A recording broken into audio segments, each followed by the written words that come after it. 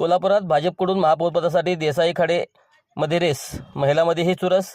कोल्हापूरमध्ये भाजप महायुतीमध्ये सर्वात मोठा पक्ष ठरला असून त्यांना 26 जागा मिळाल्या आहेत। शिवसेना शिंदे गटाला 15 जागा मिळाल्या आहेत। राष्ट्रवादी काँग्रेस अजित पवार गटाला 4 जागा मिळाल्या आहेत। तर कोल्हापूर मनपात महापौरपदासाठी ओबीसी प्रवर्गातून आरक्षण निश्चित झालं आहे। त्यामुळे या प्रवर्गातून भाजप कोणाला संधी देणार याची उत्सुकता आहे। गेल्या 20 वर्षात प्रथमच कोल्हापूर महापालिकेमध्ये प्रथम महापौर ओबीसी प्रवर्गातून होणार आहे। त्यामुळे कोणाला संधी दिली जाणार याकडे सर्वांचे लक्ष असेल। कोल्हापूरमध्ये महायुतीने काठावरचे बहुमत मिळवलं असलं की कोल्हापूरमध्ये भाजप महायुतीमध्ये सर्वात मोठा पक्ष ठरला असून 26 जागा मिळाल्या आहेत। शिवसेना शिंदे गटाला 15 जागा मिळाल्या आहेत। राष्ट्रवादी अजित पवार गटाला 4 जागा मिळाल्या आहेत। तर जनस्वराज्य पक्षाला 1 नगरसेवक निवडून आला आहे। दुसरीकडे शिवसेना शिंदे गटाकडे अश्किन आजरेकर आणि अजय मगदूम असे 2 नगरसेवक सध्या ओबीसी प्रवर्गातून आहेत। शिवसेना शिंदे गटाकडून महापौरपदासाठी दावा करण्यात आला आहे।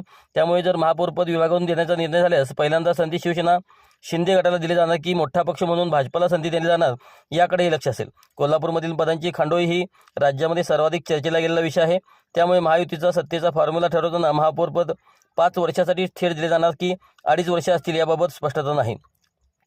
जर महापौरपद भाजपकडे गेल्यास स्थायी समितीचे अध्यक्षपद शिवसेना शिंदे गटाकडे दिले जाणार का याकडे सर्वांचं लक्ष आहे।